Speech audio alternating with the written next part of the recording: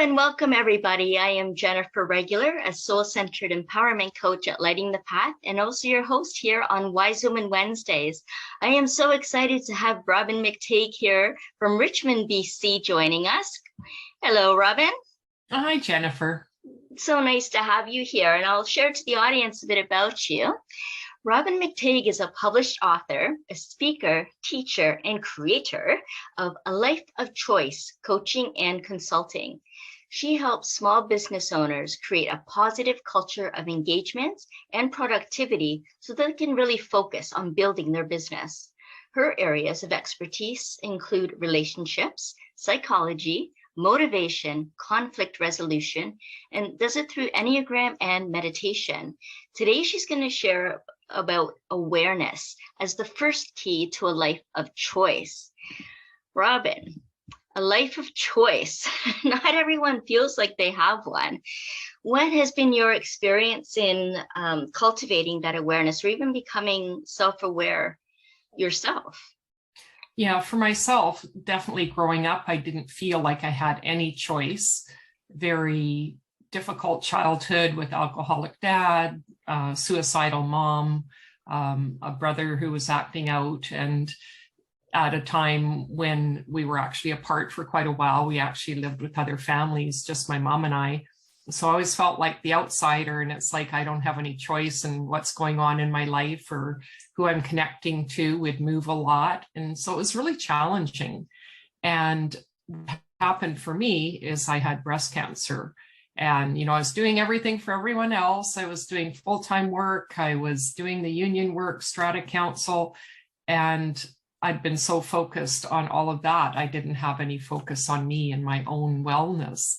And so it just kind of stopped me in my tracks. And then it's like that journey to healing that started to see, I do have a choice. I don't have to do that. I can take care of myself and I can choose differently. And one of the books that I read that was really opened that up for me was Viktor Frankl's Man's Search for Meaning. Wow. There's a man in a concentration camp and was able to keep his mind in the positive and came out and started a whole new area of psychology. So if someone like that can choose differently, it's like, who am I to say that, oh, I have no choice and feel like the victim? It's really inspiring to see how others have done it. And it makes it possible. And then once you become aware of that, and then you start taking that inspired action, then it builds up more confidence so that you can really start to spread the message for others and be a role model for others too, and a mentor to be able to build that confidence and recognize that you do have a choice and that you can choose a path that's most healing, nourishing, and productive for you. So what came about on your journey then? How did you get into what you're doing now? So what happened when I had the cancer diagnosis, I took a really inward look at my life. I really had to say, how did you get here? And do you want your life to be like this anymore? And, I felt alone and shut down. And so I just started to do the deeper work. I reconnected with my spiritual self. I realized how I'd shut that down, and I saw how, what people wanted me to do, I would do it. Like I didn't even think any differently. And part of that was stuffing down my emotions and my feelings. And so beginning to look at the trauma in my life. And even though I had the psychology and the counseling and all this different background, I hadn't dealt with the emotional piece. So I'd only dealt with it intellectually. And then I found the meditation system that I teach now, which really helped me to connect to my spirit and also that energetic shielding. So I wasn't taking on everyone else's energy. So I could see, well, what is actually mine? How am I feeling? And allowing myself the grace to give space to figure that out for myself and not expect such perfection out of myself. So really taking that time to understand who I was. And so that took me on a journey. I was kind of in the process of looking at becoming the union president for our union where I worked. And it's like, nope, this isn't for me anymore. I know there's a different path. And then I left the corporate work and became an entrepreneur and teach the healing. And so I found a lot of different awareness pieces with the Enneagram, the training and power work. But it's really all about learning about ourselves and that awareness, because we have the patterns and we're in them and we don't see anything different. So often it either takes some kind of wake-up call or shock we talk about in the Enneagram, where we actually stop and look at it. And when we shift in vibration and do different things, then it helps us to see what are those unconscious patterns. So that's the step, right? When we have the consciousness of what the patterns are, then we can choose differently. It's really empowering to be able to come to that awareness, to be able to make those choices then, and to really determine our destiny instead of leaving it all up to fate or acting out of fear, obligation, and guilt. You know, it's very common for empaths in particular to just absorb energy from others and naturally want and give so much of their time and energy to helping others because they want everybody else to be happy. And it's so true, like you said, for yourself, and I know for so many others, that we neglect ourselves, right? And then we also lose that connection not only with ourselves, but our higher consciousness, our higher power, our higher self. And so it was so great that you found that reconnection and how much more elevated your life became. And I feel like that's like a real pull right now to be able to integrate a higher consciousness model of living. So I love that you've discovered how that happens for yourself and be able to cultivate that so you can be a strong human, right? Mm-hmm. But of course, we are spiritual beings having that human experience first. So we do need to connect spiritually to that essence of who we are and to that higher power, and know that we aren't truly alone, and that we're always supported in that way. And now you support others in meditation, the Enneagram, psychology. How does that come about in your work? What do you do with people to help them in the same way? So it really depends how deep people want to go. So with the training and power work, with the meditation, it's a 4-week course, and you know, it sounds simple, but it's an actual healing system where your vibration is shifted, the equivalent of 7 years in Tibet. So there's a lot of information, but it's an active style. And I've done other meditational systems like transcendental meditation and yogic meditation, and it didn't engage the mind. And that's why I love this one. So we actually do things, we're putting on our shields, we're grounding, we're learning about ourselves, accessing our guides, lots of different things to help us to really understand who we are. And so that's one area. And sometimes people want that right away, and sometimes they want something a little bit more, oh, let's just figure out a bit more about me before I get into the spiritual realm. And so with individuals, I have a package where you do your Enneagram typing and your motivational map. So, and it's interesting because I got involved with the Enneagram, which is a personality profiling system, through the motivational map because it's partly based on that. So it has 9 motivators and the Enneagram has 9 types. And now we talk about starting with a main point on the Enneagram. So it helps us to see what are those ways of seeing the world, because we tend to look at it in a certain way. And so we get stuck in those patterns, and when we can actually see them for what they are, then we have the freedom to really be who we are. And I know for myself, it's kind of funny because being a type 6, one of our things is fear. Mm-hmm. And so wanting to have the safe thing. And I worked for a safety organization for over 30 years. Wow. So how clear can you get? I would call that your rite of passage, right? Going through the corporate world in the safety division. So it's quite funny, right? When I realized and figured out what that main starting point was for me. And it just gave me so much growth and so much depth. And then with the map, it helped me, especially as an entrepreneur, because we have relationship motivators, achievement, and growth. And a lot of entrepreneurs are high growth, the shiny object. And so when we're so focused in one area of our life, something else might suffer. So what's happening with your relationships, getting things done, and the achievement. So it was a big wake-up call for me to see how I was being an entrepreneur and how the relationship area suffered. And we know that, especially as an entrepreneur, we have to connect with other people.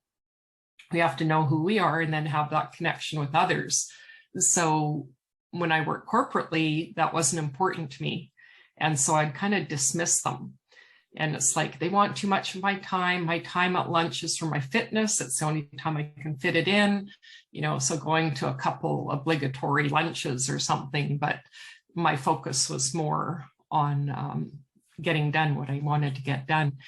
And then as an entrepreneur, seeing, yeah, that's just what's important. And also seeing people with the compassion to say, that's how they connect. That's what's important to them.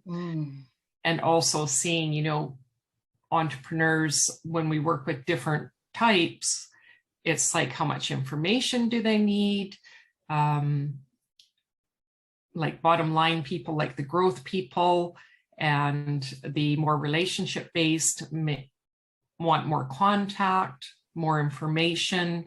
So that kind of thing, where we can look at, that's just my way, and opening up to have more compassion and kindness, and see that we all just have different ways of being. And it's a really kind of a more neutral way of looking at things, rather than going into projecting onto others what we think they're doing or thinking.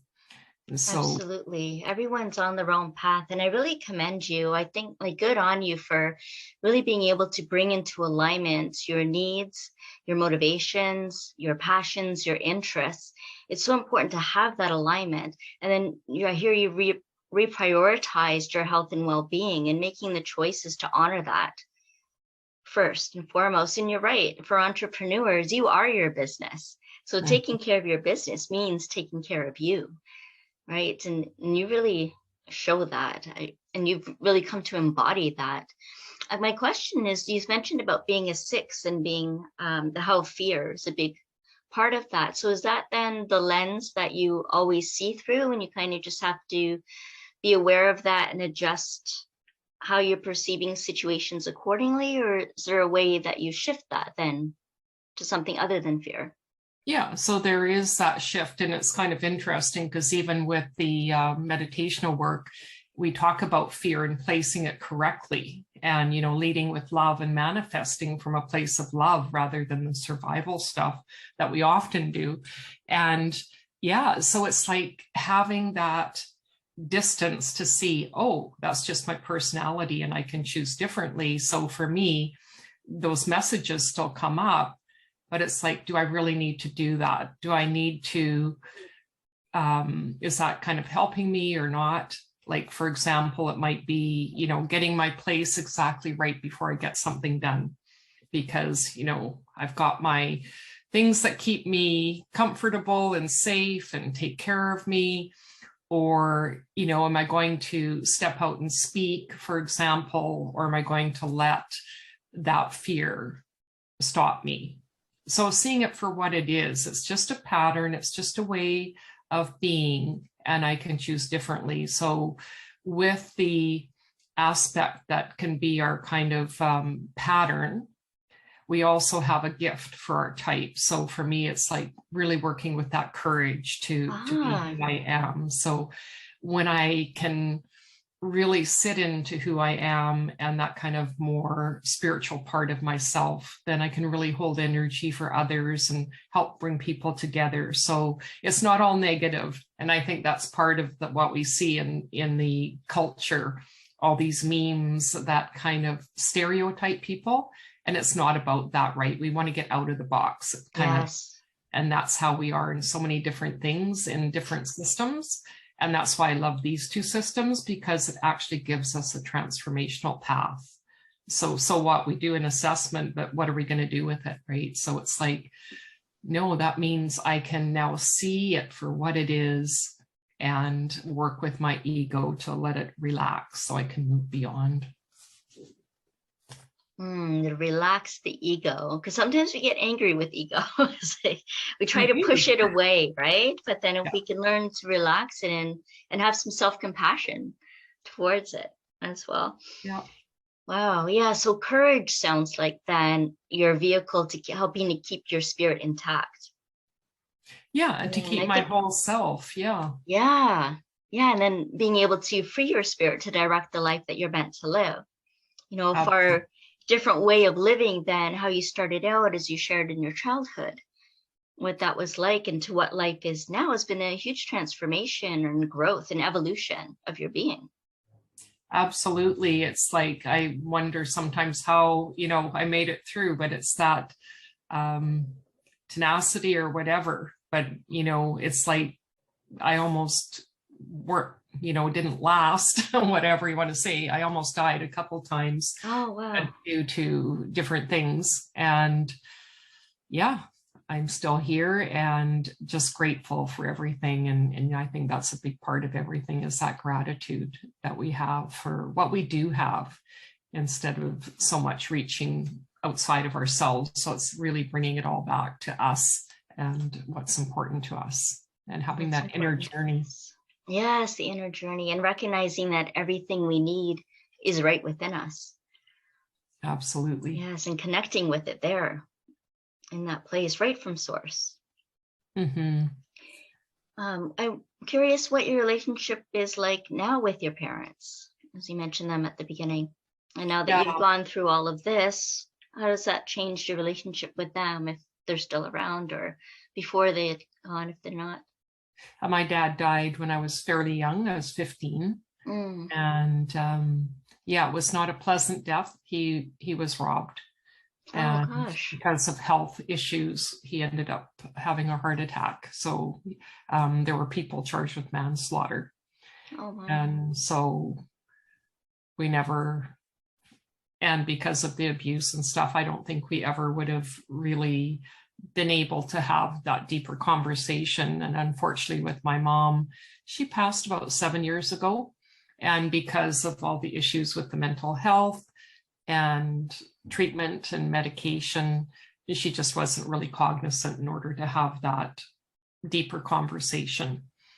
And so even though they had passed, I still did the inner work that I needed to let go and not let that define me and see it for what it is, right? It brought me to my journey, and that helped me in a way really push forward. I was the first one in my family to finish high school, let alone go to university. So yes, I was different and I had that vision for something. And I think I always did. Like I can remember things I did as a child, and it's like, you wouldn't normally know that, right? But I think we all have those gifts and we shut them down. And that's why I like doing the healing classes, the meditation, because we open ourselves up to our gifts again that often we've shut down because of society or family or whatever it is.